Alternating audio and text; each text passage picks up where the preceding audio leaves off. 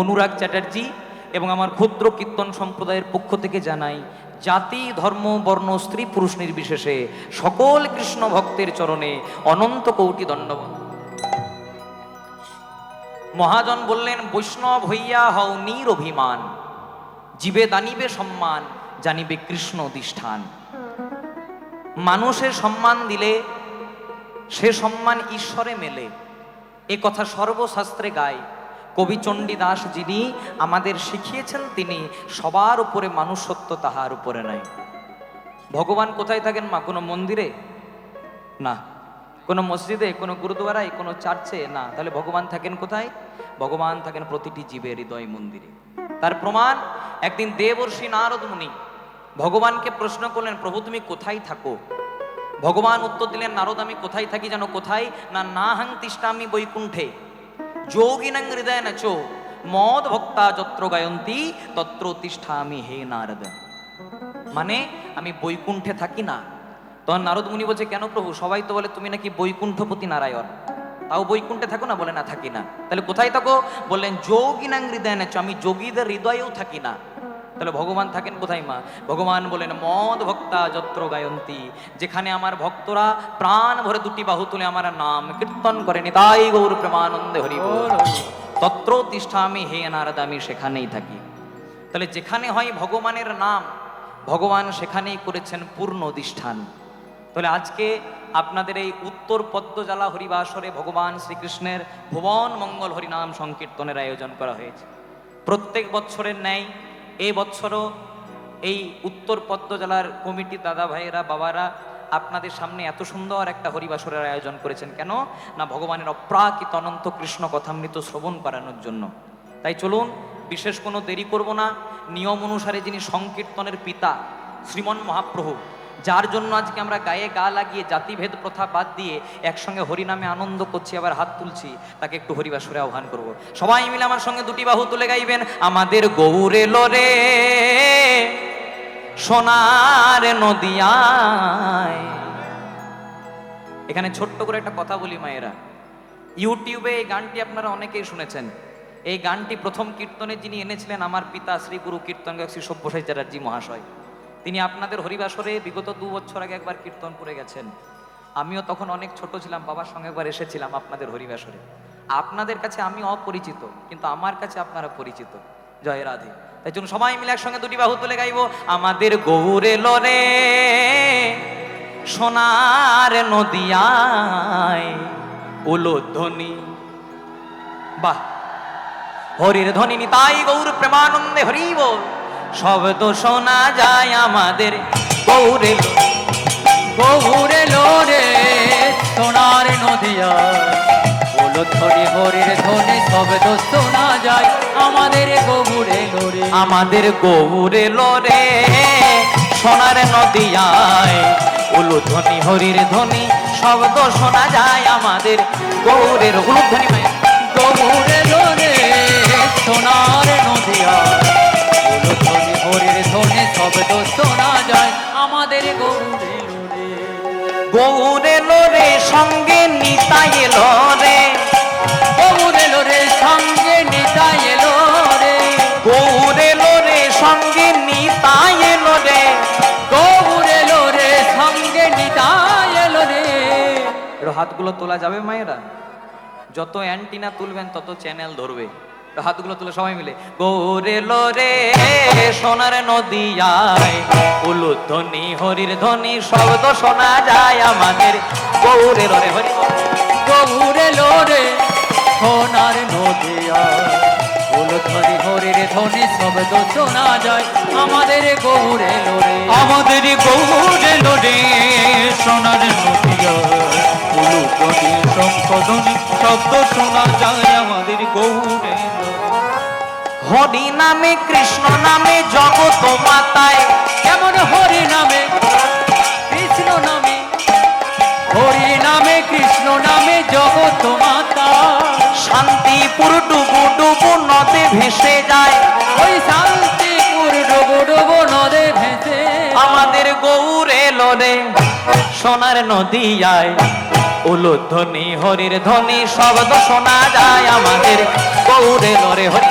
গৌর এলো রে সোনার নদিয়া উলুধ্বনি শঙ্খ ধ্বনি শব্দ শোনা যায় আমাদের গৌর এলো রে আমাদের গৌর এলো রে সোনার নদিয়া উলুধ্বনি শঙ্খধ্বনি শব্দ শোনা যায় আমাদের গৌর এলো রে। হরে কৃষ্ণ কৃষ্ণ কৃষ্ণ হরে হরে হরে রাম রাম রাম হরে হরে হরে কৃষ্ণ কৃষ্ণ কৃষ্ণ হরে হরে হরে রাম রাম রাম হরে হরে হরে কৃষ্ণ কৃষ্ণ কৃষ্ণ হরে হরে হরে রাম রাম রাম হরে হরে উলুধ্বনি হরি বল। হরে কৃষ্ণ কৃষ্ণ কৃষ্ণ হরে হরে হরে রাম রাম রাম হরে হরে হরি বল হরি বল হরি বল হরি বল তাই গৌর হরি বল হরি বল হরি বল হরি বল হরি বল হরি বল হরি একটু আমার সঙ্গে জয়ধ্বনি দেবেন মা। বলো বলো শ্রীকৃষ্ণ চৈতন্য মহাপ্রভু কি। আরেকটুকু জোরে হবে কি? জোরে হবে? হ্যাঁ জোরে দিতে হবে। জগৎগুরু নিত্যানন্দ প্রভু কি। মহাদেবতর অদ্বৈতাচার্য প্রভু কি। পরম বৈষ্ণব শিবাস প্রভু কি। রাধা স্বরূপিনী গদাধর প্রভু কি। আপন আপন পিতা মাতা কি। নিজ নিজ গুরুদেব কি। উপস্থিত ভক্তমণ্ডলী কি। কীর্তন ভালো লাগছে কি? ঠিক আছে, জয় রাধে। তাহলে ভালো জায়গাতে আছে, খুব মন দিয়ে শুনবেন। এবার প্রথমে একটু ছোট্ট করে গৌর চন্দ্রিকা গাইব, কারণ কথায় আছে হেন নিতাই দিনে ভাই রাধা কৃষ্ণ পাইতে নাই, তাই দৃঢ় করে ধরো তোমরা নিতাই রোপাই। মানে প্রথমে আমাদেরকে নিতাই গৌর পাদ পদ্ম আস্বাদন করতে হবে, কারণ নিতাই গৌর পাদ পদ্ম আস্বাদন না করলে কোনোদিনও ব্রজে বা বৃন্দাবনে যাওয়া যায় না। মনে করুন কেউ গরমে ছুটি পেয়েছেন, সামার ভ্যাকেশন পেয়েছেন, মনে মনে চিন্তা করলেন একবার বৃন্দাবন বেরিয়ে আসে। প্রথমে বৃন্দাবন যাবেন না মায়েরা, প্রথমে নবদ্বীপে যান, প্রথমে গৌর কৃপাটা পেয়ে আসুন, তবে কিন্তু আপনি রাধাকৃষ্ণ যুগল সেবা করার অধিকারী হবেন। ও মায়েরা খুব আস্তে আস্তে, গল্প করলে চলবে না। জয় রাধে। হরিবাসরে বসে গল্প করলে নাম অপরাধ হয়। আপনি কীর্তন শুনে এক পুণ্য করার জন্য এসেছেন, হরিবাসরে গল্প করলে নাম অপরাধ হয়ে যায়। খুব মন দিয়ে শুনতে হবে মায়েরা। ভগবানের কাছে একটা ঝোলা ছিল মা, খুব মন দিয়ে শুনবেন। আমাদের কাছে যেমন ব্যাগ থাকে, থলি থাকে, তেমনি ভগবানের কাছেও একটা ঝোলা ছিল। কেমন ঝোলা? যে ভগবান যেখানেই যেতেন ঝোলাটাকে কিন্তু হাতে হাতে করে নিয়ে যেতেন, যেখানেই যেতেন। যদি কোনো ভক্তকে কৃপা করার জন্য যেতেন তাও নিয়ে যেতেন। পুরে আমাদের কারু জন্ম ডায়মন্ড হারবারে, মহাজন বললেন সেগুলো দেখে লাভ নাই, যে জনা শ্রীকৃষ্ণ ভজে সে হয় আমার প্রাণ রে। তোমরা কে ডাক্তার, তোমরা কে মাস্টার, তোমরা কি ইঞ্জিনিয়ার, না তোমরা কে ব্রাহ্মণ বৈষ্ণব শূদ্র, সেগুলো দেখে লাভ নাই। যেজন আমার গৌর হরির চরণাশ্রয় করতে পারে ভগবান তাকে জন্ম জন্মান্তরে কৃপা করে। আচ্ছা মায়েরা বলো তো, কলিযুগের ভগবান চৈতন্য মহাপ্রভু কোথায় জন্মগ্রহণ করেছিলেন? হ্যাঁ, নদিয়া নবদ্বীপে। কিন্তু জায়গাটা কোথায়? একটা নিম গাছের তলায়। অনেকে বলে নিম গাছের তলায় জন্ম হয়েছিল, তাই নাকি ঠাকুরের নাম নিমাই। সেদিকে যাব না, কারণ নিম গাছের তলায় জন্ম নিলে যদি নিমাই হয়, আচ্ছা বলো তোমার জাম গাছের তলায় জন্ম নিলে কি? তাহলে ভাগ্যে ভগবান জাম গাছে আসে নাই, এগুলো আমরা করে দিয়েছি। কলিযুগের ভগবান চৈতন্য মহাপ্রভু জন্মগ্রহণ করলেন নিম গাছের তলায়। দাপর যুগের ভগবান শ্রীকৃষ্ণ জন্মগ্রহণ করলেন কোথায়? না কংসের নির্জন কারাগারে, মানে জেলখানাতে। রামকৃষ্ণ পরমহংসদেব, যিনি নিজের হাতে শ্যামা মা কেঠো খাইয়েছিলেন, জন্মগ্রহণ করলেন কোথায়? না ঢেকিশালাতে। মায়ের চাল গম কুটতে কুটতে প্রসব যন্ত্রণা হলো, ঠাকুরের জন্ম হয়ে গেল। ভগবান বলছে দেখো, আমাদের এক ভগবানের জন্ম নিম গাছের তলায়, এক ভগবানের জন্ম জেলখানায়, এক ভগবানের জন্ম ঢেকিশালাতে, তথাপি আমরা ভগবান কেন? না কর্মটা সেই রকম করে রেখেছি। তাই কর্ম যেমন করবেন মা, ফল কিন্তু 100% সেই রকমই পাবেন। একটা পদ্ম ফুল কোথায় ফোটে বলো তো? পাকে। পুকুরের মধ্যে পাক থাকে, সরোবরের মধ্যে পাক থাকে, তবে একটা পদ্ম ফুল ফোটে। কিন্তু গোলাপ ফুল কোথায় ফোটে? বাবুদের বাগানে। বাবুদের বাগানে সার পেলো, জল পেলো, কীটনাশক পেলো, উপযুক্ত রক্ষা পেলো, তবে একটা গোলাপ ফুল ফুটলো। কিন্তু ভ্যালেন্টাইন্স ডের দিনে গোলাপ ব্ল্যাকে বিক্রি হলো, গোবিন্দের চরণ পাই না। মা দুর্গার চরণ পাই না, পাই কে না পদ্মফুল। পদ্মফুল বলতে চাইলো দেখো আমার জন্ম বাবুদের বাগানে নয়, আমার জন্ম পাকে, তথাপি আমি মা দুর্গার চরণ পেলাম, তথাপি আমি মা কালীর চরণ পেলাম, তথাপি আমি কৃষ্ণের চরণ পেলাম। কেন না কর্মটা সেই রকম করে রেখেছে। এর থেকে একটা দামি প্রসঙ্গ মনে পড়ে গেল, মা আপনাদেরকে একটু বলি। এক দোকানে এক মালিক আর এক কর্মচারী কাজ করে। মালিক একদিন মালিকের সঙ্গে কর্মচারীর একটু ঝামেলা হয়েছে, রেগে মেগে মালিক কর্মচারীর গালে এক থাপ্পড় মেরেছে। এবার কর্মচারী তো আর মালিককে মারতে পারে না, কারণ মালিককে মেরে দিলে চাকরি চলে যাবে। তাই করেছে কি, ওই যে মালিক মেরেছিল রাগটা ছিল, রেগে মেগে মালিকের গায়ে হাত তোলেনি, বাড়িতে সে স্ত্রীর সঙ্গে ঝামেলা করেছে। জয় রাধে। ওই যে মালিক মেরেছিল রাগটা ছিল, রেগে মেগে স্ত্রীর গালে এক থাপ্পড় মেরেছে। এবার স্ত্রী তো আর স্বামীকে মারতে পারে না, আপনারা মারেন না?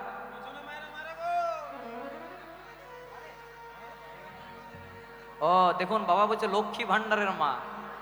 জয় রাধে। আমাদের ভালোবাসা কতক্ষণ, শুনতে কেমন লাগলেও ভাতের পাতে কাগজিটি যতক্ষণ। কাগজির মধ্যে যতক্ষণ রসামৃত থাকবে ততক্ষণ দাম, কিন্তু কাগজিটাকে যখন আপনি নিগড়ে দিলেন আর দাম থাকবে? আমরা ফেলে দিই। তদ্রূপ যারা নারী কুলে জন্মগ্রহণ করেছেন, যদিও একা পুরুষ গোবিন্দ, আমরা সবাই প্রকৃতি, যারা নারী কুলে জন্মগ্রহণ করেছেন, যতদিন বাটনা বাটবে, রান্না করবেন, কাপড় কাচবেন, বলবে আমার মায়ের মতো ভালো মা হয় না, আমার স্ত্রীর মতো ভালো স্ত্রী হয় না। আবার যারা পুরুষ কুলে জন্মগ্রহণ করেছেন, যতদিন 2-4 টাকা রোজগার করে বাড়ি নিয়ে যাবেন, তাদের প্রচুর মর্যাদা। তাই খুব মন দিয়ে শুনবে মায়েরা, মালিক মেরেছিল কর্মচারীকে, কর্মচারী মালিকের গায়ে হাত তোলেনি, রেগে মেগে স্ত্রীর গালে এক থাপ্পড় মেরেছে। এবার স্ত্রী তো আর স্বামীকে মারতে পারে না, ওই যে স্বামী মেরেছিল রাগটা ছিল, বাড়িতে একটা বড় ছেলে ছিল। জয় রাধে। পড়াশোনা করছিল না, ওই যে স্বামী মেরেছিল রাগটা ছিল, রেগে মেগে বড় ছেলের গালে এক থাপ্পড় মেরেছে। এবার বড় ছেলে তো আর মাকে মারতে পারে না, কারণ মা 10 মাস 10 দিন গর্ভে রেখেছে। তাই করেছে কি, ওই যে মা মেরেছিল রাগটা ছিল, বাড়িতে একটা ছোট ভাই ছিল। জয় রাধে। খেলতে খেলতে খেলতে খেলতে ছোট ভাইয়ের গালে, এবার যেই না ছোট ভাইয়ের গালে এক থাপ্পড় মেরেছে, ছোট ভাই তো আর দাদাকে মারতে পারে না, করেছে কি, ওই যে দাদা মেরেছিল রাগটা ছিল, বাড়িতে একটা পোষা কুকুর ছিল, রেগে মেগে কুকুরটাকে এক লাথি মেরেছে। যেই না কুকুরটাকে এক লাথি মেরেছে, কুকুরটা দৌড়তে দৌড়তে একজনের পায়ে কামড় দিয়েছে। কার পায়ে কামড় দিয়েছে? ওই দোকানের মালিকটা যে কর্মচারীকে মেরেছে।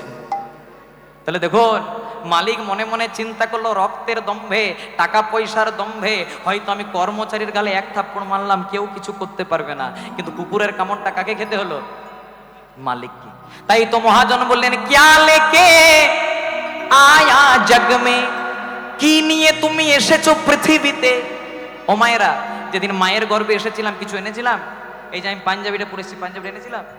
और क्या लेके तू जाएगा, আর কি নিয়ে তুমি যাবে বলো? যেদিন 4 জনের কাঁধে চেপে শ্মশান ঘাটে যাব, পরনে যদি একটা ডোর থাকে সেটাকেও খুলে দেবে। মানে আসার দিনেও খালি হাতে আর যাওয়ার দিনেও খালি হাতে, শুধু একটাই জিনিস থাকবে, নাম হরি কা চপলে বন্দে ফির পিছে পছতায়ে।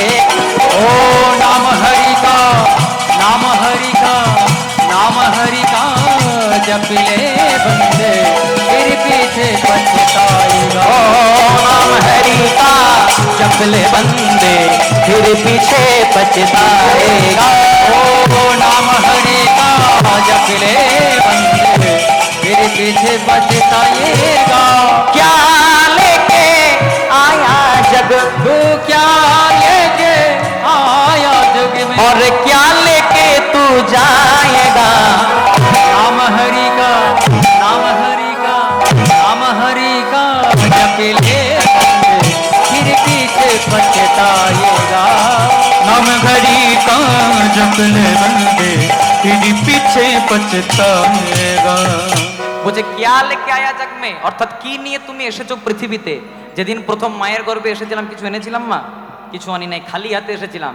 আর যেদিন 4 জনের কাঁধে চেপে শ্মশান ঘাটে যাবো, সেদিন কি বলবে? বলো হরি, হরি বল, বলো হরি, হরি বল, আমার গাড়ি, হরি বল, আমার বাড়ি, হরি বল, আমার ছেলে, হরি বল, আমার মেয়ে, হরি বল, ব্যাংক ব্যালেন্স, হরি বল, সাদা টাকা, হরি বল, কালো টাকা, হরি বল, গোলাপি টাকা, হরি বল। রিয়েলমি, রেডমি, আইফোন যা এনেছিলেন সব দিয়ে যেতে হবে। জয় রাধে। মানে আসার দিনেও খালি হাতে আর যাওয়ার দিনেও খালি হাতে, শুধু একটাই জিনিস থাকবে, চলুন হাত দুটি তুলে, নাম হরি কা চপলে বন্দে ফির পিছে পছতাएगा। नाम हरि का जप ले बंदे फिर पीछे पछताएगा।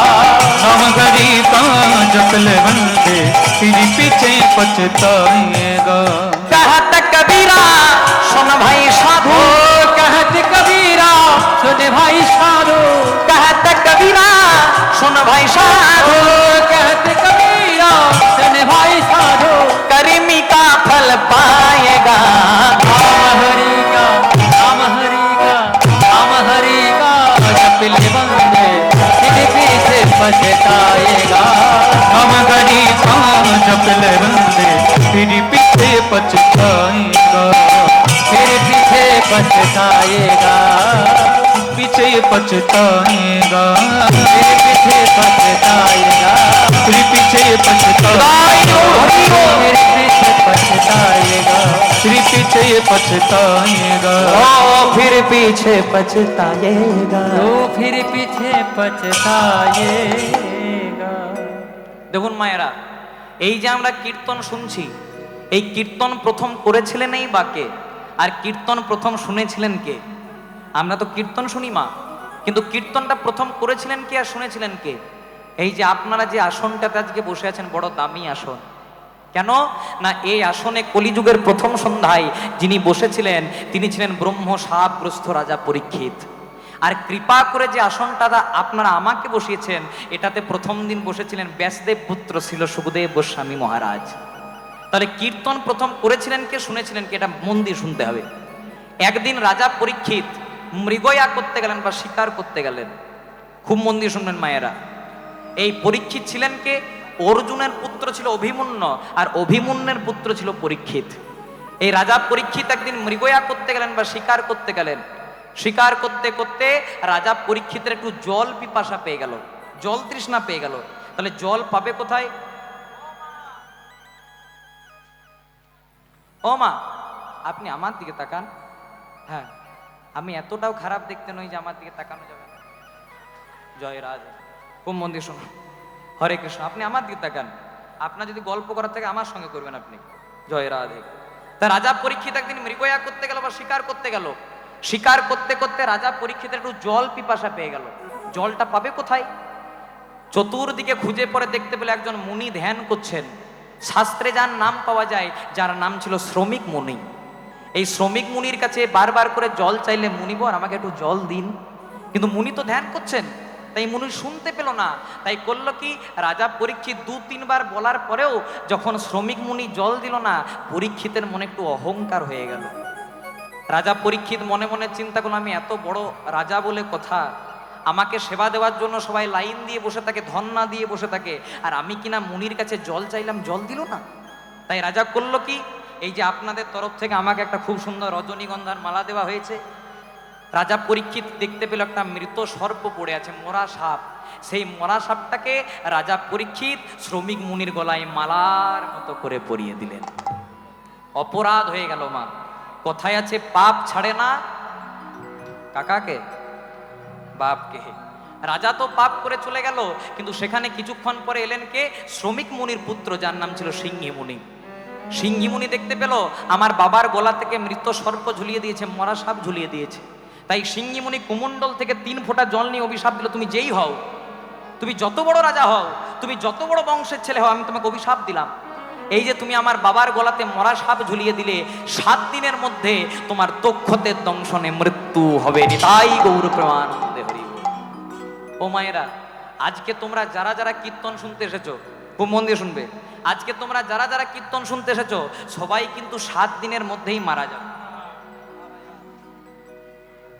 মায়েরা মনে মনে চিন্তা করবে, বেকার এলাম কীর্তন শুনতে। জয় রাধে। কিন্তু হরিবাসরে দাঁড়িয়ে কোনোদিনও খারাপ কথা বলিনি, আর বলবো না। আমাদের বার তো 7টিই, রবিবার, সোমবার, মঙ্গলবার, বুধবার, বৃহস্পতিবার, শুক্রবার, শনিবার।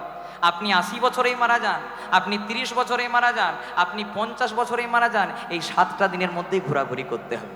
তাই তো মহাজন বলে, রইবি যদি সামনে চল, সামনে চল, সামনে গেলে তোর মঙ্গল হয়, তোর মঙ্গল হবে। মঙ্গল হলে তোর বুদ্ধি বাড়বে, বুদ্ধি বাড়বে, বুদ্ধি বাড়লে টাকা পয়সা, টাকা পয়সা আসবে, টাকা পয়সা এলে বৃহস্পতি এলে সুখ হবে, সুখ হবে। আর সুখে যদি গোবিন্দকে ভুলে যাস, ভুলে যাস, তাহলে শনিবারের দিনে রাহু তোরে গ্রাস, রাহু তোরে গ্রাস করবে। সামান্য কথা নাই মা, উত্তরটা আপনারা দেবেন। বলছে রইবি যদি সামনে চল, রইবি কথার অর্থ হলো রবিবার, তাহলে সামনে চল মানে সোমবার, সামনে গেলে মঙ্গল হবে মানে মঙ্গলবার, মঙ্গল হলে বুদ্ধি বাড়বে মানে বুধবার, বুদ্ধি বাড়লে টাকা পয়সা আসবে বৃহস্পতিবার, বৃহস্পতি এলে সুখ হবে। আর সুখে যদি চিন্তা করি আই এম গড, আমার শরীরের বল, আমার রক্তের বল, আমার রাজনীতির বল, রাগ তোর হরি বল, তাহলে শনিবারের দিন আমাদেরকে আবার আপন ঘরে চলে যেতে হবে। তাই রাজা পরীক্ষিত যেই না গলায় মৃত সর্প ঝুলিয়ে দিল, সিংহী মুনি অভিশাপ দিল, তুমি যেই হও, এই যে তুমি আমার বাবার গলায় মৃত সর্প ঝুলিয়ে দিলে, আমি যদি প্রকৃত ব্রাহ্মণের সন্তান হয়ে থাকি, অভিশাপ দিলাম 7 দিনের মধ্যে তোমার দক্ষতের দংশনে মৃত্যু হবে। বলে তো দিল মা, কিন্তু কিছুক্ষণ পরে ধ্যান থেকে উঠলেন কে? শ্রমিক মুনির পুত্র সিংহী মুনির বাবা, যার নাম ছিল শ্রমিক মুনি। শ্রমিক মুনি উঠে পড়ে বলল, বাবা রাজা পরীক্ষিত তো ভালো রাজন রে, একটু না হয় অভিশাপ, একটু না হয় অহংকার করে ফেলেছে, তা বলে এত বড় অভিশাপ দিলি? কথায় আছে মুনি নাঞ্চ মতিভ্রম, মানে মুনি মানুষেরও মাঝে মাঝে মতিভ্রম হয়ে যায়, তা বলে এত বড় অভিশাপ দিয়ে দিলি বাবা? তুই তো মুনি পুত্র, তোর এত বড় অভিশাপ দেওয়া উচিত ছিল না। তখন সিংহী মুনি বলছে, বাবা যখন অভিশাপ দিয়েই ফেলেছি, অভিশাপ তো আর ফেরানো যাবে না, তাহলে কি করব? যেই না বলেছে কি করব, শ্রমিক মুনি বলছে, বাবা যখন অভিশাপ দিয়েই ফেলেছিস, অভিশাপটা ফেরানো যাবে না, তাই রাজাকে গিয়ে বলে দিয়ে আয় যে ওর হাতে মোটেই সময় আর 7 দিন। এবার সিংহী মুনি তার দলবল নিয়ে রাজা পরীক্ষিতের রাজ দরবারে এলো।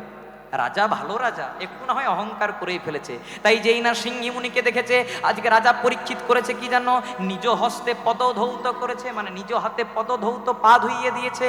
আর কি বলছে জানো? বলে অনেক ভাগ্যের ফলে ঘরে বসে ন আসিয়া মেলে, কো ভাগ্যের ফলে ঘরে বসিন আসে মিলে। আবার ঘরে হয় বৈষ্ণব সেবা,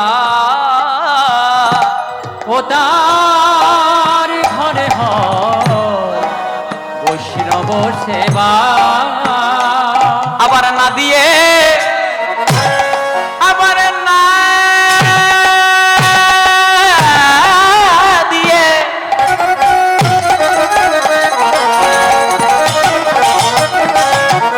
আবার না দিয়ে বৈষ্ণব সেবা। বলো বলো উদ্ধার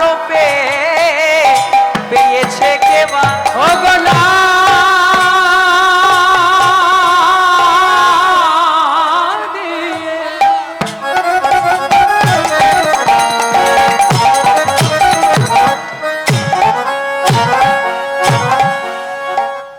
বসে নব সেবা।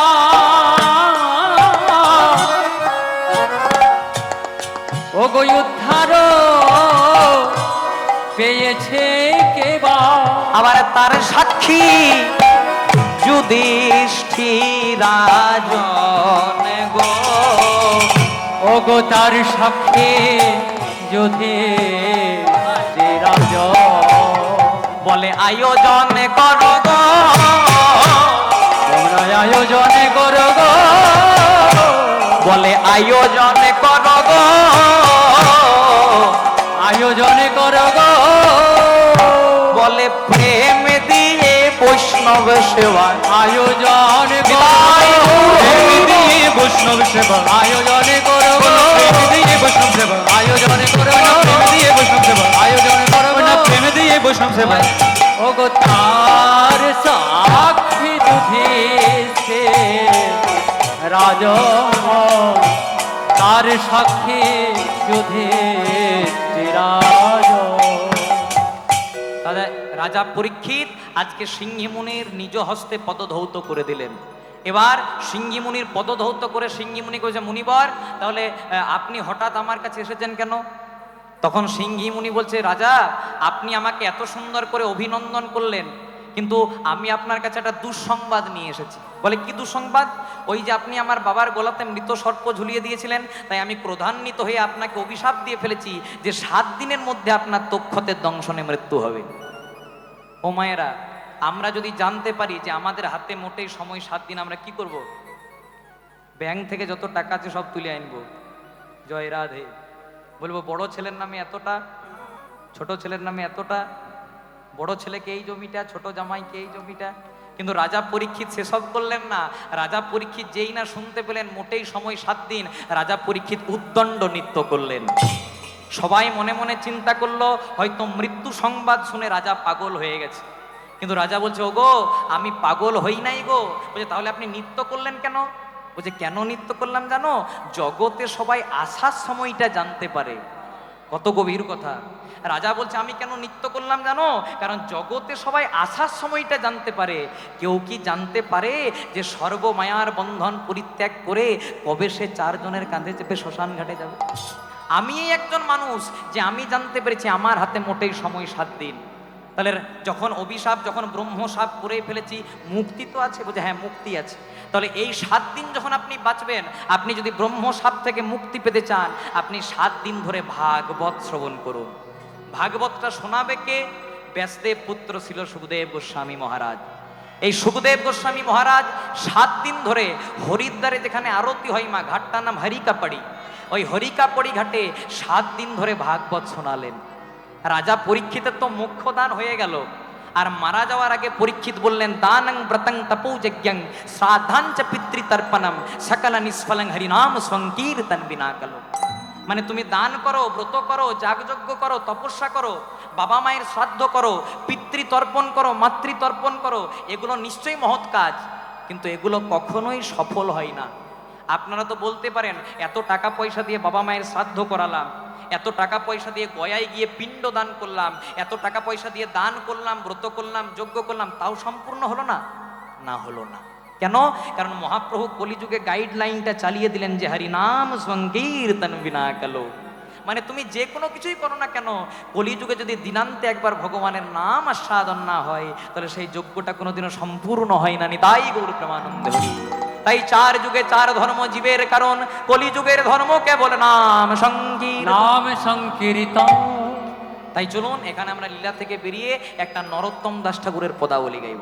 চলুন একবার হাত দুটি তুলে গাইব, হরি হরায়ে নম কৃষ্ণ যাদবায়, হরি হরয়ে নম কৃষ্ণ যাদবায় নম, হরি হরায়ে নম কৃষ্ণ যাদবায়, হরি বল রে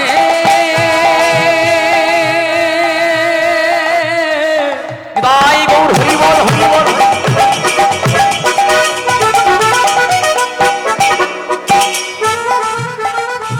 হরি বল রে, হরি বল রে, বল রে, বল রে।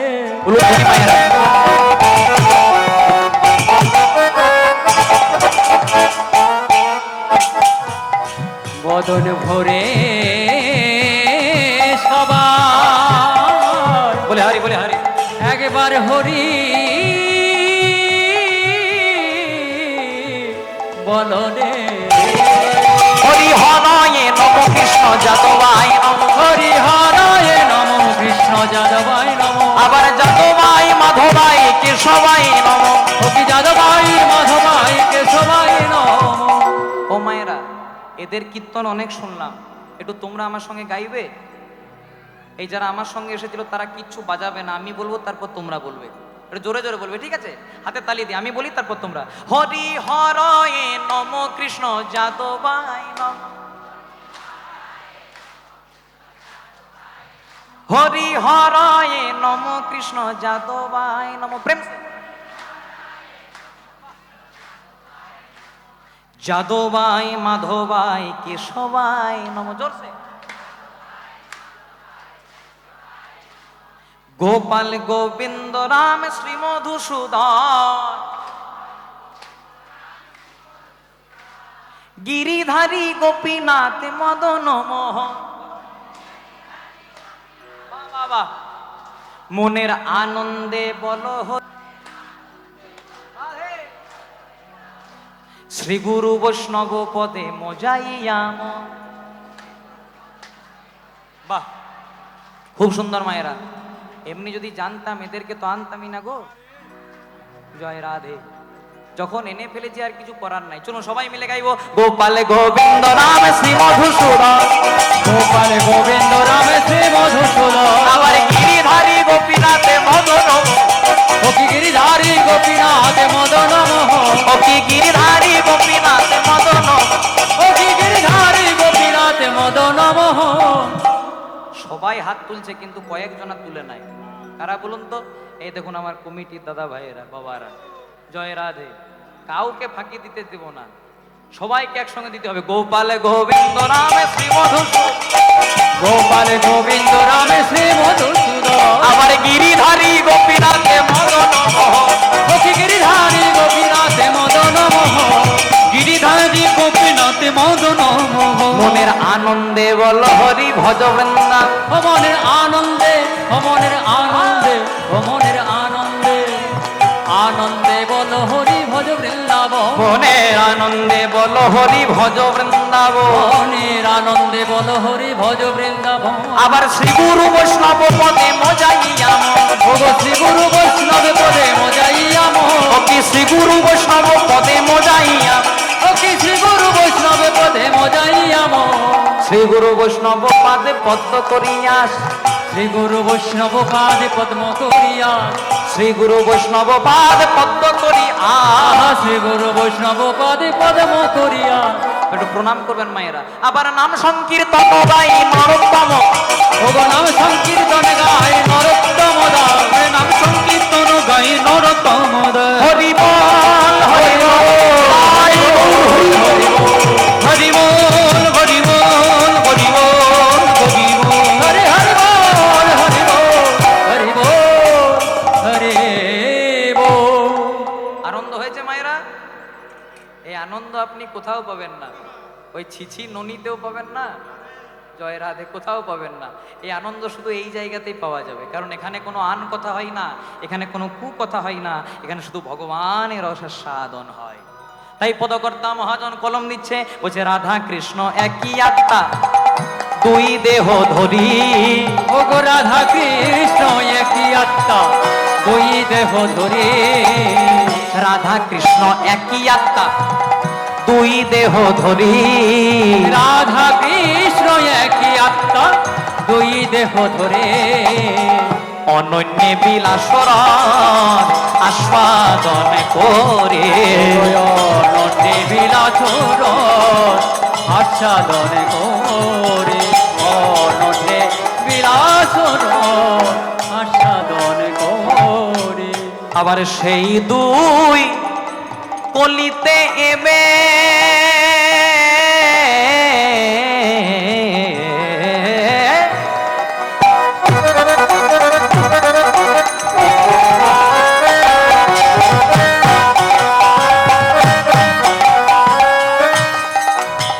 সেই দুই কলিতে এবে চৈতন্য গোসাই।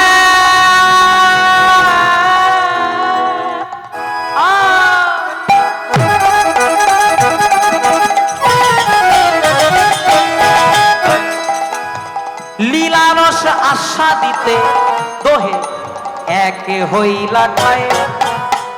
সেই দুই কলিতে এবে